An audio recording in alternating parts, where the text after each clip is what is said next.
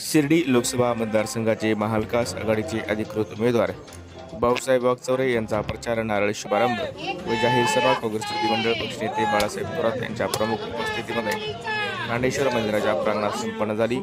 यावेळी त्यांनी कार्यकर्त्यांसोबत संवाद साधून उमेदवार भाऊसाहेब वागचौरे यांना प्रचंड मताधिक्याने विजयी करण्याचे आवाहन केले आहे।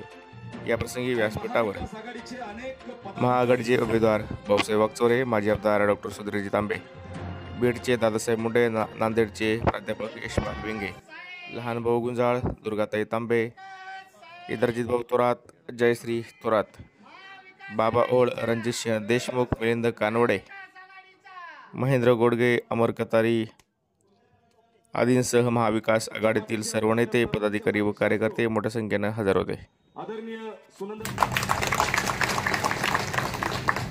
फोड केला आणि तुम्ही माणसं धो माणसं इथे जमलेली आहेत।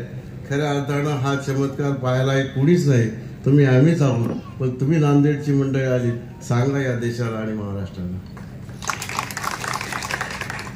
हा किमयाचा जादूगार म्हणजे बाळासाहेब थोरात आहेत। मित्रांनो, मी थकलो नाही, मी थकवतो। सकाळच्या 7 वाजल्यापासून आजपर्यंत, आतापर्यंत रात्रीला 3ला झोपलो, 4:30ला उठलो, सकाळी 7ला आम्ही इंद्रवांजी थोरात, आम्ही सारी मंडळी पठार भागात गेलो आणि आज तागायत तसाच आहे। त्यामुळे तुम्ही बोलत होता, मी ऐकत होतो, त्यावर विचार मंथन करत होतो। तुम्ही कुठे आम्हाला घेऊन गेलात त्याचा मी विचार करत होतो आणि आतापर्यंतच्या साऱ्या वक्त्यांनी आपल्याला कुठून कुठे नेलं कळलंच नाही। सारे आपण त्यांच्या मागे धावत गेलो। मी आता तुम्हाला जागेवर आणतोय, जागेवर आणतोय या अर्थानं आणतो आहे, या मतदारसंघाचं रणसिंग आज फुंकलेलं आहे। आपण नारळ वाढवलेला आहे। आजपासून 14 दिवसावर ही निवडणूक आहे। देश, महाराष्ट्र, देशाचं राजकारण, राज्याचं राजकारण, या सर्व गोष्टींचं मिश्रण, मंथन आपण सर्व अनेक वक्त्यांच्या भाषणातून ऐकत आलेलो। मी पण आज दिवसभर फिरतो आहे, आम्ही फिरतो आहे। प्रत्येक जण संताप व्यक्त करतो आहे, प्रत्येक जण चीड व्यक्त करतो आहे। ती यासाठी की येऊ घातलेली ही जी लोकसभेची निवडणूक आहे, या लोकसभेमध्ये ही चीड, ही संताप केवळ आपल्या मतानं ती व्यक्त करून दाखवली तर ते सारं योग्य ठरेल असं मला या ठिकाणी सांगायचं। आणि म्हणून मी तुम्हाला या वळणावर आणून ठेवतो की आपल्या मताचा आता विचार करा मित्रांनो। ज्या मतानं हा देश बदलतो, देशाचं राजकारण बदलतं, पंतप्रधान बदलतो, मंत्री बदलतो, आमदार बनतो, खासदार बनतो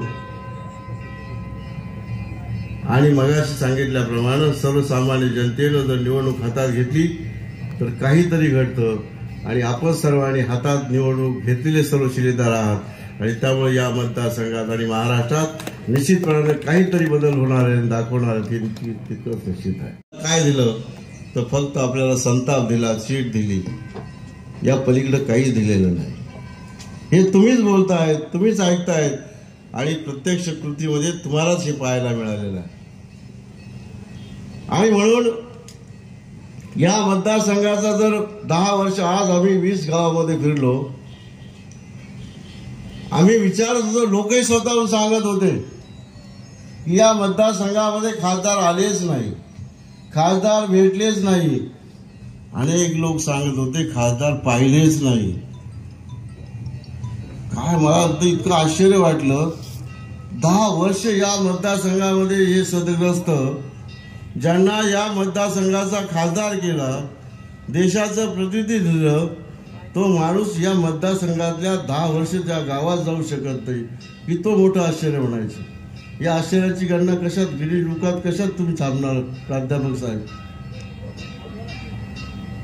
हे मोठं आश्चर्य आहे आणि मी म्हणतो म्हणून नाही, टीका म्हणून नाही, की रियालिटी आपल्या समोर मांडतोय।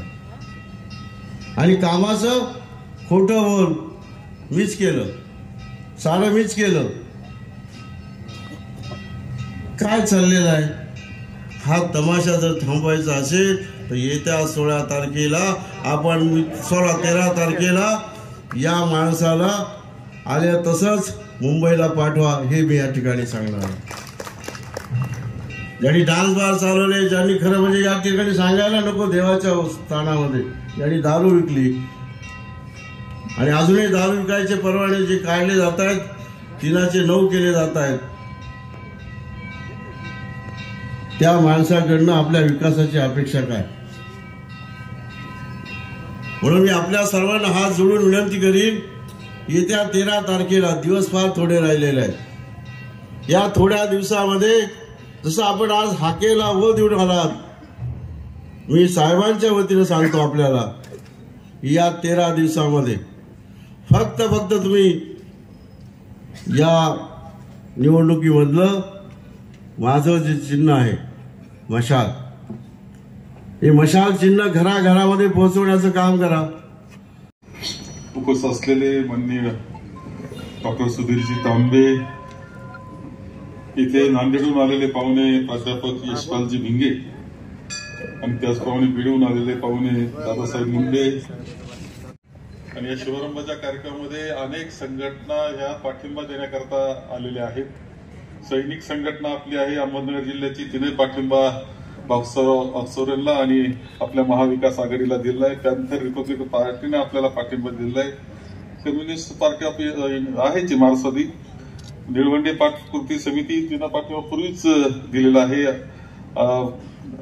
अपक्ष उमेदवार संजय खामकर त्यांनी आपल्याला पाठिंबा आता विड्रॉल करून पाठिंबा दिला आहे. अनिलजी जाधव, मनीषजी कापडे, गाडेकरजी, रामदासजी सोनवणे सर, भीमशक्तीची संघटना ती हंडोरे खासदार हंडोरेंची आहे, तिचा पाठिंबा आपला आहे. सकाळी सुद्धा 2-3 संघटना आल्या, तर भिल्ल समाजाची तरुण मुलं आली होती, त्यांचा पाठिंबा आहे. आपल्या ख्रिस्ती समाजाची मुलं आली होती, त्यांचा पाठिंबा आहे.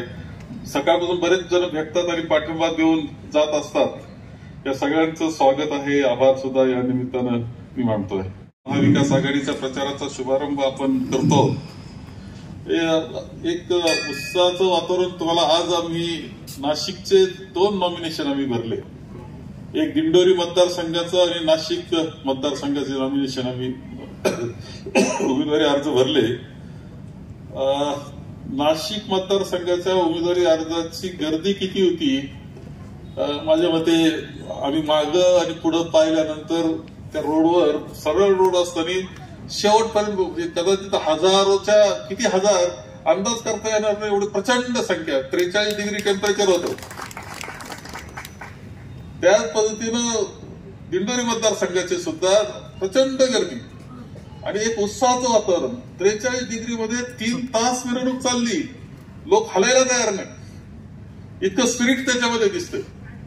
एवढंच नाही तर आपल्याला आतापर्यंत 13 मतदारसंघाच्या निवडणुका झाल्या. पहिल्या फेजीमध्ये 5 मतदारसंघ नागपूर. अंमली पदार्थाचे साठे सापडत आहेत महाराष्ट्रामध्ये. काय काय चित्र आहे महाराष्ट्राच्या प्रगतीच्या दृष्टीने? कोणती गोष्ट घडते? दुर्दैवानं काही घडत नाही. अशा प्रकारचे सरकार, याच्याबद्दल प्रचंड नाराजी आणि भ्रष्टाचार म्हणणारे सगळे तिकडे गेले आणि धूळ स्वच्छ झाले, हे आश्चर्यच. आणि म्हणून भुजबळ साहेब म्हटले, या भुजबळ साहेब तज्ञ माणूस कळतं, फार चांगलं राजकारण कळतं. ते म्हणले महाराष्ट्रात काही खरं नाही, दोघांचीच लाट दिसते आम्हाला, दोघा-तिघांची. काँग्रेसची लाट दिसते, राष्ट्रवादी पवार साहेबांची दिसते, शिवसेना उद्धवजींची दिसते. हे स्वतः बोलून गेले. ते देशाची परिस्थिती सुद्धा वेगळी नाही. अत्यंत चांगल्या पद्धतीनं डॉक्टरांनी इथं सांगितलं की काय काय कसा देश चालला. अर्थव्यवस्था, ह्या सगळ्या गोष्टी एक वेळ आपण समजू शकतो का बदल होतो, हे होत आहे. अर्थव्यवस्था सुद्धा सुधारली असं समजण्याचं काही कारण नाही. 5व्या क्रमांकाला सांगत असले तरी 140वा नंबर दरडोई उत्पन्नाच्या बाबतीत जगात 140वे आपण. म्हणजे प्रत्येक डोक्याला किती उत्पन्न मिळतं असं पाहिजे. परंतु सगळ्यात वाईट मणिपूर मधल्या आदिवासी भगिनींना ज्या पद्धतीनं नागडं केलं जातं, जमाव त्यांच्या मागे पळतो, त्यांच्यावर अत्याचार करतो, त्यांना मारून टाकतो, पण त्याचा एकच शब्द बोलत नाही. आपल्या ऑलिम्पिक मध्ये मेडल मिळवणाऱ्या मुली, त्यांच्यावर अत्याचार एक खासदार करतो, त्या मुली आंदोलन बसल्यावर पोलीस त्यांना ओढीत जमीन ओढीत नेतात आणि जेलमध्ये टाकतात. आणि तो खासदार मोकाट फिरतोय.